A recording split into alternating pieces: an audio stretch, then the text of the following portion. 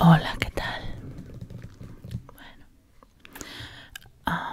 lo primero de todo me quería disculpar porque mentalmente no estoy en un lugar muy agradable ahora mismo y la verdad es que no me encuentro bien para grabar. Así que lamento que mis vídeos ahora mismo estén siendo bastante básicos. Quería prepararme algo un poco más elaborado. Me estoy preparando algo que me hace mucha ilusión, pero que por algún motivo es lo que menos visitas tiene en el canal. Pero me lo voy a preparar igualmente porque si este canal existiera única y exclusivamente para las visitas, el contenido sería muy diferente. Pero como que me faltan fuerzas. Ahora mismo tengo las fuerzas justas para funcionar de lunes a viernes en el trabajo y hacerme la comida y poco más. Pero no quería hacer otro parón de subir vídeos porque ya hemos visto que YouTube y los fans castigan muy duramente a los creadores de contenido que no generan contenido constantemente. Y una cosa es que mi canal no esté hecho única y exclusivamente para las visitas, y otra cosa es que me da igual que no me vea nadie. Bueno, tras este disclaimer, por fin vamos a llegar al reportaje por el que me compré la revista de Historia Hoy. El público enloquece. Hemos leído el reportaje de Alejandro Magno, hemos leído el de la Divina Livia y ahora por fin vamos a leer el de los vikingos.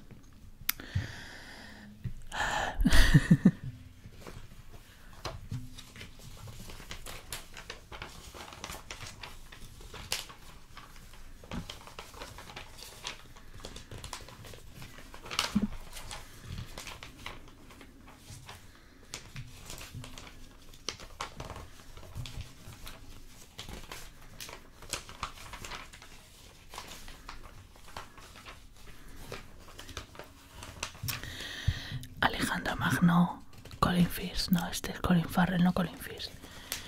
Me encanta. Una cosa es que Alejandro Magno fuera macedonio y otra cosa es que fuera estadounidense, pero bueno. He estado leyendo recientemente sobre evidencia histórica sobre el color de piel real de Cleopatra y al parecer no hay ninguna evidencia. Se sabe que era Macedonia y se sabe que para cuando Cleopatra, creo que era Cleopatra VII, no lo tengo muy claro, para cuando Cleopatra llegó al poder llevaban viviendo en Egipto 100 y pico años. Entonces especular que se habrían mezclado con la población negra no es muy descabellada, pero que realmente no hay ninguna prueba a favor ni en contra, ninguna prueba real del color de piel real de Cleopatra, creo que era séptima. No me hagáis mucho caso si me equivoco, ¿vale?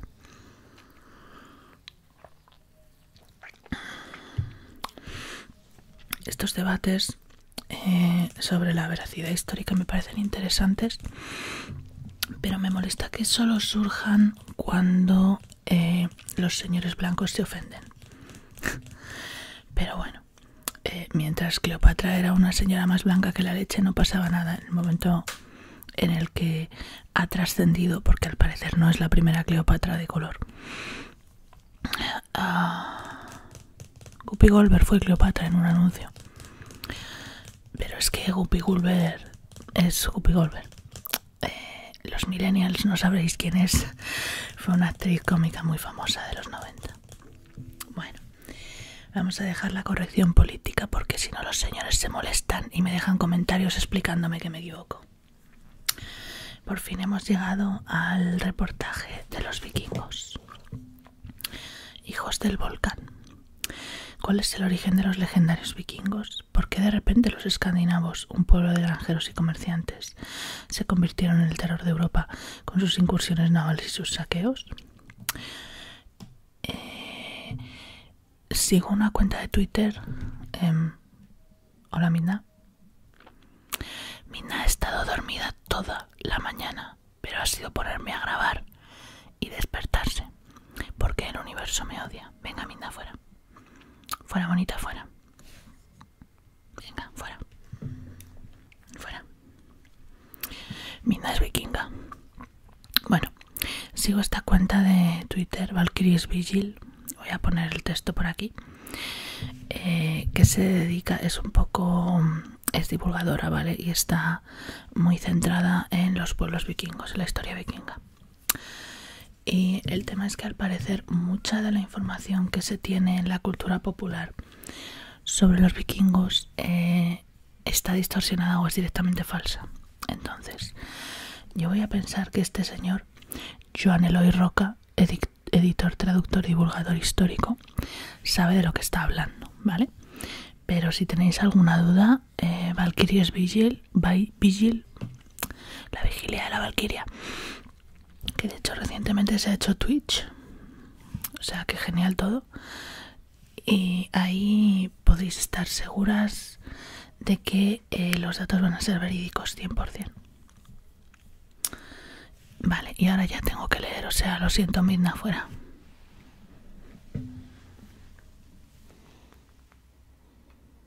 Preciosa. Está un poco molesta porque estoy sentada en su almohada.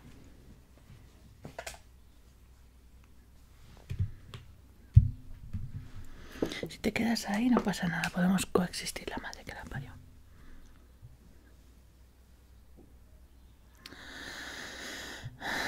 Mina, cuando estás estudiando esto tiene gracia, pero estoy grabando un vídeo. Fuera, fuera, fuera, fuera, fuera, fuera, fuera, fuera, fuera. Ahí todo bien, quédate ahí.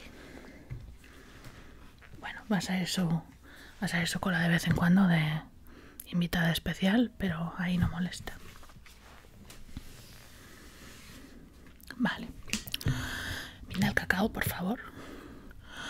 Para comprender de dónde surgieron los vikingos, tenemos que ir al final de todas las cosas, al Ragnarok, la batalla definitiva en la que los lobos devorarán la luna y el sol, y dioses y hombres perecerán en una última y grandiosa batalla cósmica. Conocemos cómo imaginaban los vikingos este épico enfrentamiento gracias a los textos que nos han llegado a través de escribas medievales, como Snorri Sturluson, un poeta, jurista e historiador islandés que en el siglo XIII, cuando los vikingos ya eran solo un recuerdo, puso por escrito sus leyendas y sagas. Así dice Snorri que empezará el Ragnarok. En primer lugar, habrá un invierno llamado Fimbulwinter. Soplarán enormes tormentas de nieve desde todos los confines. Habrá grandes heladas y vientos cortantes. El sol dejará de alumbrar. Habrá otros 3 de estos inviernos seguidos, sin un solo verano de por medio. Este gran invierno, en el que no se verá el sol durante varios años, aparece también en otros poemas nórdicos, como la visión de la divina, que nos dice: los rayos del sol se volverán negros, los veranos siguientes hará muy mal tiempo, el sol se oscurece. Las leyendas de Ragnarok tienen su origen en una serie de erupciones volcánicas. Ya está, perfecto. Curiosamente, la mitología de los finlandeses, vecinos bálticos de los vikingos, tiene también una leyenda sobre el oscurecimiento de los cuerpos celestes. En el Kalevala leemos: ¿qué portento oculta la luna? Que niebla cierra el paso al sol para que la luna no reluzca ni brille un ápice del sol. La abundancia, las cosechas, crece débil. Los rebaños están en horrible estado. Es extraño para las aves del cielo y agotador para la humanidad que el sol no brille nunca ni luzca nunca la luna. En En otra versión, conocida como el viejo Kalevala, encontramos: ahora la noche era perpetua, larga, negra como la brea, tan profunda que no la alcanzaba el sol. La noche duró 5 años, no brilló el sol durante 6 años, ni la luna durante 8. Es extraordinario que tanto la mitología escandinava como la finlandesa contengan esas referencias al oscurecimiento del sol, que para los vikingos anunciaría el gran invierno que llevaría al fin del mundo. ¿Es posible que estas leyendas nórdicas estuvieran basadas en algún fenómeno real? Los escandinavos eran granjeros, pescadores y comerciantes. No tenían fama de belicosos como los germanos. ¿Qué los llevó entonces en el siglo IX a iniciar unas expediciones de saqueo y conquista que cambiarían el rumbo de la historia de Europa? Puede que la respuesta esté en ese gran invierno de sus leyendas. Recientemente, muestras de hielo de Groenlandia y la Antártida han demostrado que en el 536 y luego, entre 539 y 540, se produjeron probablemente 3 erupciones volcánicas de una magnitud sin precedentes. La primera tuvo lugar en algún punto de los trópicos que todavía no se ha podido determinar. La segunda en el lago Ilopango, en El Salvador. Se estima que solo esta última produjo 87 kilómetros cúbicos de piroclastos, sea lo que sean piroclastos, y unas emisiones de sulfatos de 200 millones de toneladas. Fue una de las 10 mayores erupciones volcánicas de la historia de la humanidad y tuvo lugar un poco después de la importante erupción del volcán de 1536 y poco antes de una tercera gran erupción en el 547. Eso es que la Tierra había comido chipotle. Cuando todo ese dióxido de azufre emitido por el volcán alcanza la capa inferior de la estratosfera, una niebla vaporosa oscurece el sol e impide que llegue su calor. El cielo se llena de cortinas de diversos colores, como un ocaso que durará meses. El célebre cuadro El grito, de Edvard Munch, muestra precisamente este tipo de cielo tras la erupción del Krakatoa en 1883. Los científicos han bautizado este fenómeno como el velo de polvo. Esto de aquí, el velo de polvo. De ahí el gran invierno de la mitología. El efecto combinado de estos volcanes fue similar a un invierno nuclear. Los árboles se marchitaron, el frío envolvió gran parte del hemisferio norte, donde nevó en verano. Se perdieron cosechas y con ellas desapareció el suministro de alimentos. Fuentes de China y de la India se hacen eco de los problemas con los cultivos y el clima durante esos años. En el Mediterráneo hubo hambrunas que llevaron a conflictos civiles a causa de las continuas malas cosechas. Pero en Escandinavia, un lugar que ya vivía al límite de la subsistencia, las cosechas fueron más terribles. Se estima que allí las temperaturas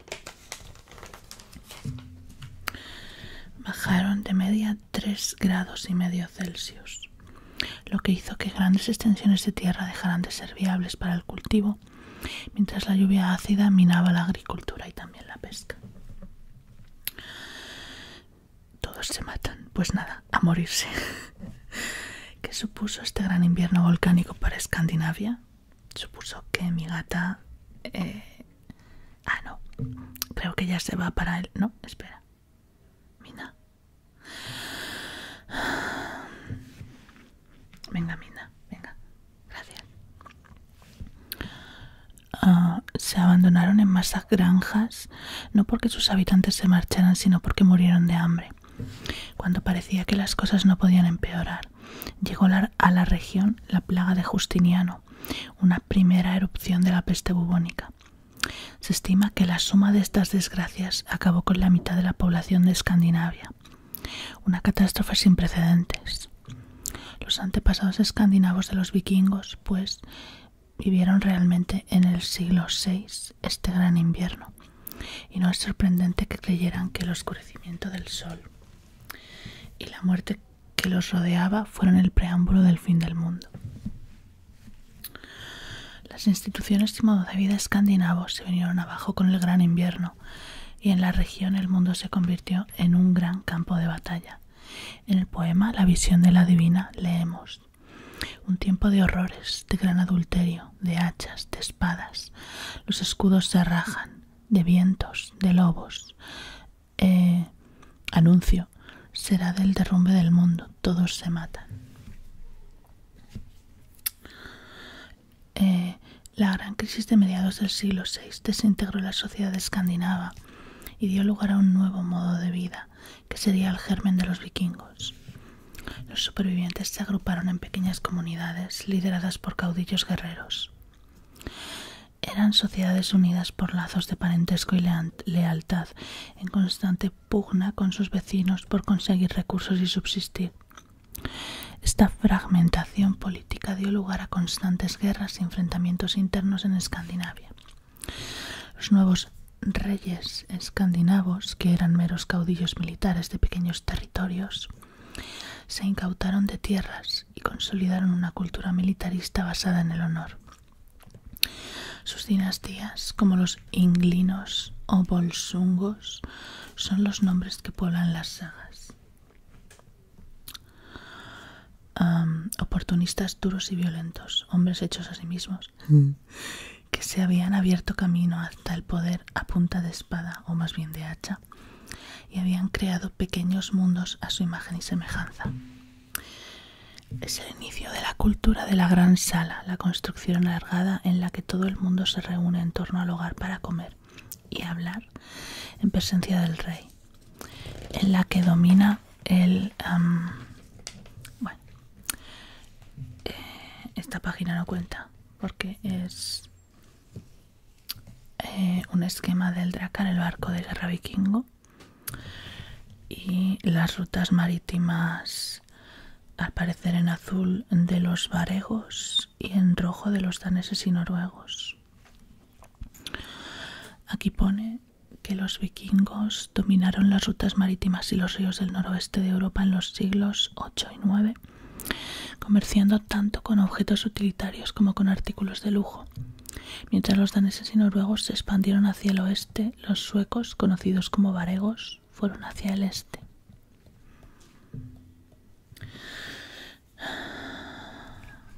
Aquí un corte,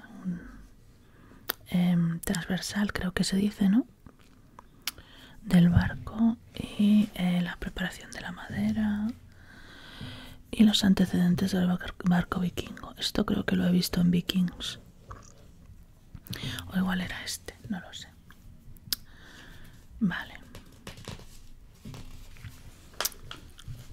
un momento, que me he dejado la frase a medias. Mis tías es a la maquetación.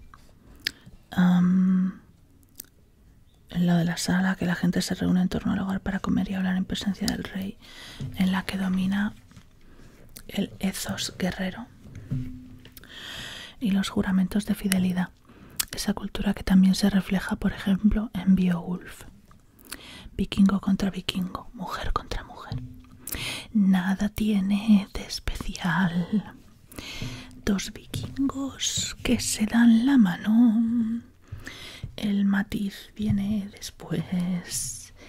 Cuando lo hacen por debajo del mantel, uno opina. Bueno, ya, perdón. ¿Cómo se financiaba esta cultura bélica? Con séquitos militares en todos estos pequeños reinos. Esencialmente los escandinavos eran comerciantes y granjeros.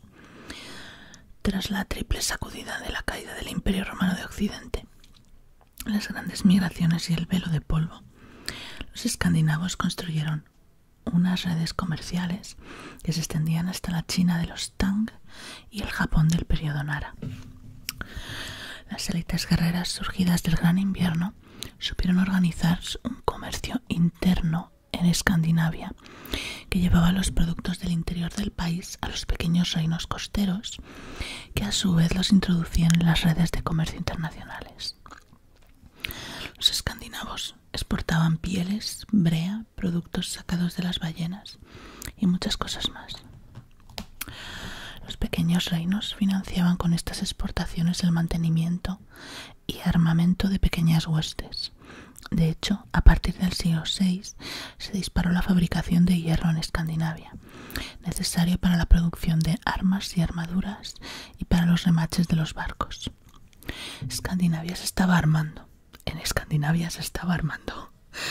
Esta cultura militar sostenida por el comercio iniciaría el proceso que llevaría a las incursiones vikingas. Eran además sociedades orientadas al mar, especialmente en Noruega, donde los fiordos concentraban la mayor parte de la tierra cultivable. Los escandinavos estaban acostumbrados a desplazarse en bote y en barco. A lo largo del siglo VIII, los conflictos entre los pequeños reinos de Escandinavia se intensificaron. Los caudillos de los pequeños reinos necesitaban cada vez más dinero para sostener y expandir su mesnada, y buscaron obtenerlo mediante el saqueo de los reinos vecinos. Así pues, las primeras incursiones vikingas las lanzaron unos escandinavos contra otros, especialmente en el Báltico. A estos escandinavos que atacaban desde el mar se los conocía como vikingur, que venía a significar piratas, y se conservan varias estelas con inscripciones rúnicas escandinavas que exhortan a defenderse de ellos. Por decirlo simplemente, las primeras víctimas de los vikingos fueron otros vikingos. Ahí está. A algunos de estos pequeños reyes, sin embargo, se le ocurrió lo obvio, y si en lugar de atacar a los vecinos, que están armados y siempre en guardia, atacamos aquel monasterio lleno de cosas de oro que vimos el verano pasado, cuando fuimos a Inglaterra a vender pieles. Hostia, idea acá, ¿eh? Aquellos monjes, después de todo, no parecían grandes guerreros y se podía navegar desde Dinamarca o Noruega a Gran Bretaña en solo unos días. Quizá por esta proximidad, en junio del 793, el monasterio de Lindisfarne, en una isla frente a la costa del norte de Inglaterra, fue atacado y saqueado por una partida de vikingos. Es la primera incursión fuera de Escandinavia de la que se tiene constancia fidedigna, aunque es probable que hubiera otras anteriores. En los anales de Lindisfarne, aquí falta un punto, aunque es probable que hubiera algunas anteriores. En los anales de Lindisfarne leemos: nunca antes había aparecido tal terror en Gran Bretaña como hemos sufrido ahora por una raza pagana. Ni se pensaba que pudiera lanzarse un ataque así desde el mar. La devastación fue absoluta, así como la conmoción. Los escandinavos ya no venían como comerciantes, sino como vikingos. No sabía que vikingo significaba pirata, qué grande. El ser vikingo era entonces un trabajo temporal para el verano. Era la beca de verano. Uno no era vikingo, sino que vikingueaba un tiempo. Los caudillos organizaban expediciones y los escandinavos se apuntaban a ellas. Dedicaban el verano a saquear y, si tenían suerte, no todos los asaltos triunfaban, volvían a casa con riquezas que podían invertir en mejorar su estatus y su vida.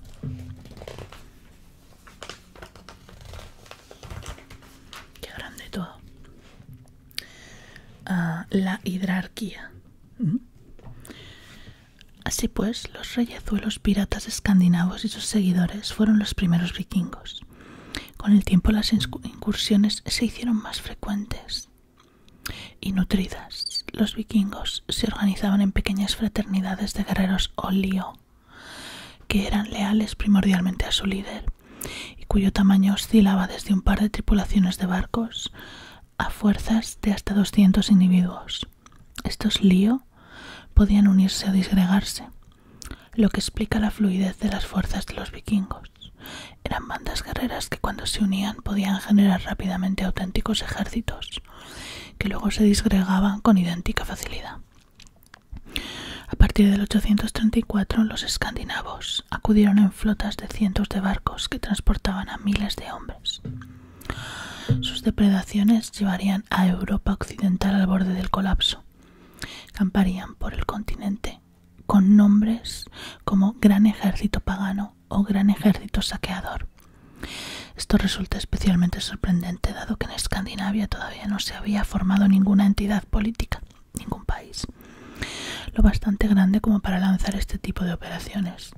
Por lo tanto, no eran fuerzas danesas, suecas o noruegas, pues esas naciones no existían todavía. La teoría más atrevida y la que mejor parece explicar qué eran estas grandes masas de vikingos es que no se trataba de ejércitos ni partidas de guerra, sino de auténticas comunidades migratorias. Es decir, que estas fuerzas vikingas eran entidades políticas por derecho propio, algo similar a las migraciones armadas que provocaron la caída del Imperio Romano. Ser vikingo, pues, había pasado de ser un empleo estival a ser un modo de vida. Era un modo de pensar, un sistema de creencias y una carrera profesional. Uno ya no hacía el vikingo, sino que se hacía vikingo. ¡Qué grande! Muchos optaban por pagar a los vikingos para no ser atacados. Las sumas que se abonaron por esta protección llegaron a ser astronómicas. ¡Qué grande! La debilidad del Imperio franco tras la muerte de Luis el Piadoso facilitó el modo de vida de estas grandes bandas móviles, que se asentaron en campamentos permanentes en los grandes ríos de Francia, el Sena, el Somme y el Loira, y ayudaron ora a un pretendiente al trono, ora al otro. Vale. Y ayudaron ora a un pretendiente al trono, ora al otro. A partir del 862, Carlos el Calvo, tras estabilizar su reino, ordenó que se construyeran puentes fortificados a lo largo de los ríos. Los vikingos respondieron retirándose colectivamente de Francia y atacando Inglaterra, que estaba compuesta por muchos pequeños reinos cuyas divisiones los vikingos, expertos en lidiar con la misma situación en casa, aprovecharon con pericia hasta conseguir su propio territorio en las Islas Británicas, que se conoció como el Danelaw. A ver. Territorio inglés, territorio danés nórdica, tierras celtas, pantano o aluvión.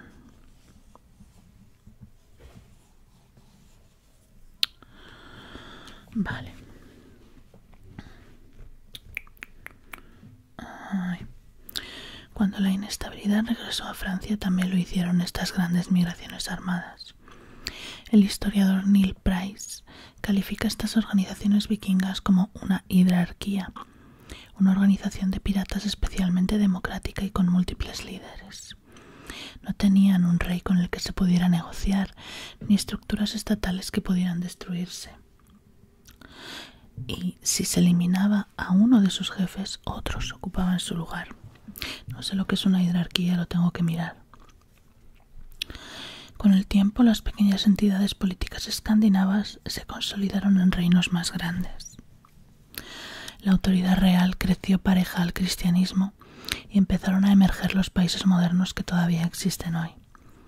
Con Harald Diente Azul, Dinamarca se transformó en un estado centralizado y, al menos nominalmente, cristiano, que además abarcaba partes del sur de Suecia y Noruega.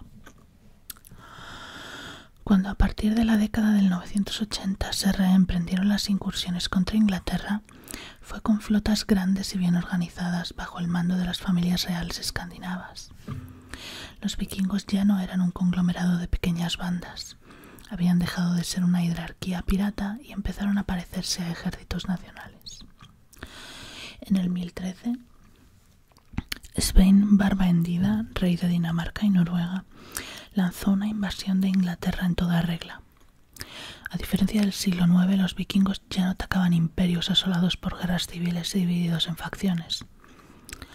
Svein atacó a una Inglaterra unida. Ya había sido el rey Arturo. Si antes una victoria vikinga era un desastre regional, ahora podía significar la conquista de todo un país. Y efectivamente, las fuerzas danesas de Svein y su hijo Canuto conquistaron Winchester y luego Londres.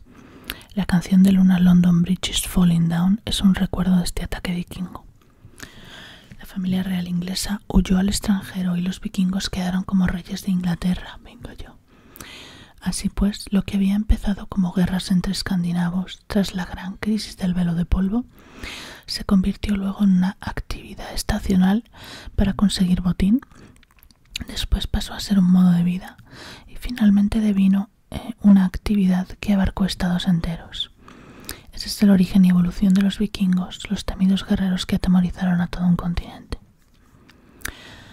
Joan Eloy Roca, editor, traductor y divulgador histórico.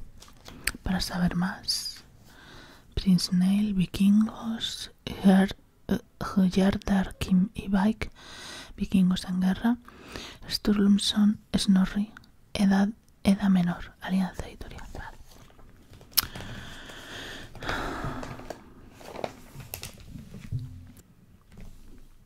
Me parece súper interesante. Es la primera vez que leo sobre el origen de los vikingos. No sé si esto tendrá algo de verdad, pero yo le veo bastante sentido.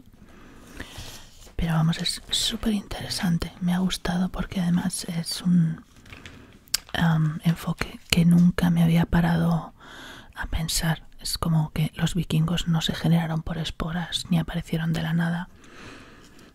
Aparecieron debido a cosas que pasaron antes en el mundo y que les empujaron a ser lo que eran. Y eso siempre es interesante. La historia es muy interesante.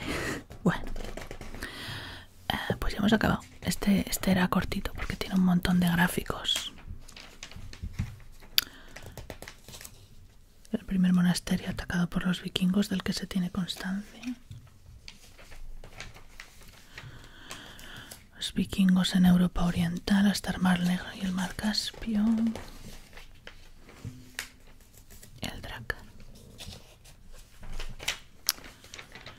Una casa larga vikinga. Esto creo que se ve en Cómo entrenar a tu dragón. Ellas los prefieren vikingos. La imagen de bárbaros violentos no es justa con un pueblo refinado y muy preocupado por la higiene y la apariencia. Esto es súper interesante.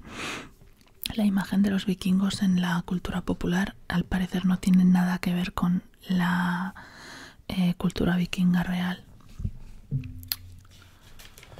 Las mujeres inglesas preferían a los hombres vikingos que habían llegado a Inglaterra a los ingleses.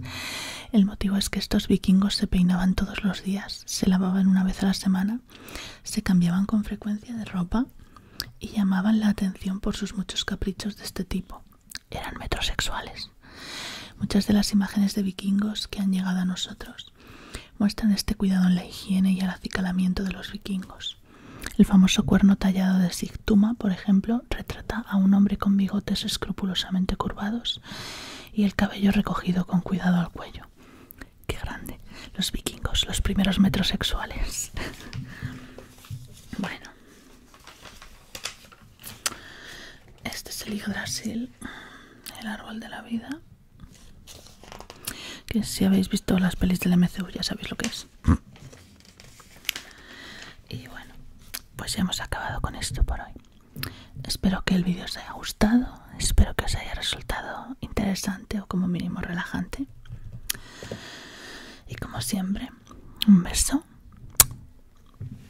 y buenas noches.